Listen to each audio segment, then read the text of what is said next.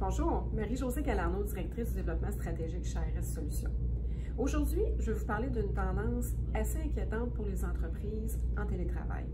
Parce que 50% des employés admettent qu'ils prennent des raccourcis en matière de cybersécurité lorsqu'ils travaillent à domicile, ce qui pourrait exposer leur organisation à des cyberattaques ou à des violations de données. La pandémie du coronavirus a obligé les employeurs et les employés à s'adapter rapidement au travail à distance et souvent sans l'œil vigilant de leur département ou fournisseur TI. Les travailleurs prennent plus de risques en ligne et avec les données qu'au bureau. L'analyse des chercheurs de la Société de cybersécurité Tessia révèle que 52% des employés pensent qu'ils peuvent s'en tirer avec des comportements plus risqués lorsqu'ils travaillent à domicile, comme le partage de fichiers confidentiels par courrier électronique au lieu de recourir à des mécanismes plus fiables. Selon le rapport de Tessia sur l'état des pertes de données, certaines des principales raisons pour lesquelles les employés ne suivent pas complètement les mêmes pratiques de sécurité que d'habitude incluent le fait de travailler à partir de leur propre appareil plutôt qu'un appareil fourni par l'entreprise, ainsi que le sentiment de pouvoir prendre des risques supplémentaires parce qu'ils ne sont pas surveillés. Dans certains cas, les employés n'ignorent pas nécessairement les pratiques de sécurité, mais les distractions liées au travail à domicile, comme la garde d'enfants, les colocataires et le fait de ne pas avoir de bureau, comme au bureau, ont un impact sur la façon dont les gens travaillent.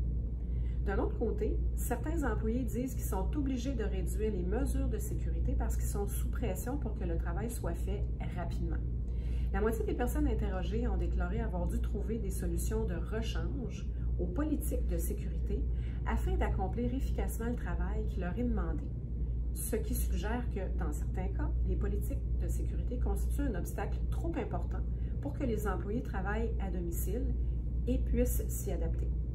Cependant, en adoptant des solutions de contournement, les employés pourraient mettre leur organisation en danger face aux cyberattaques, d'autant plus que les cybercriminels se tournent de plus en plus vers les travailleurs à distance.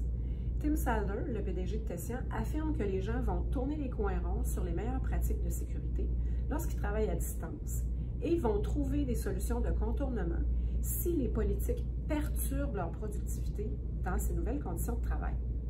Mais il suffit d'un seul courriel mal adressé, d'un fichier de données mal stocké ou d'un mot de passe faible pour qu'une entreprise soit confrontée à une grave violation de données, entraînant des poursuites judiciaires et des pertes financières importantes.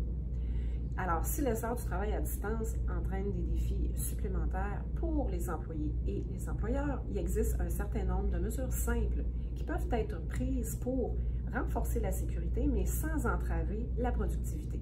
Et l'une d'entre elles consiste, par exemple, à utiliser l'authentification multifacteur, qui constitue un obstacle supplémentaire pour les malfaiteurs et qui permet d'empêcher les cybercriminels d'accéder aux comptes et éventuellement aux données de l'entreprise. Alors, n'hésitez pas à nous contacter pour obtenir d'autres conseils de sécurité pour le travail à domicile. Bonne journée.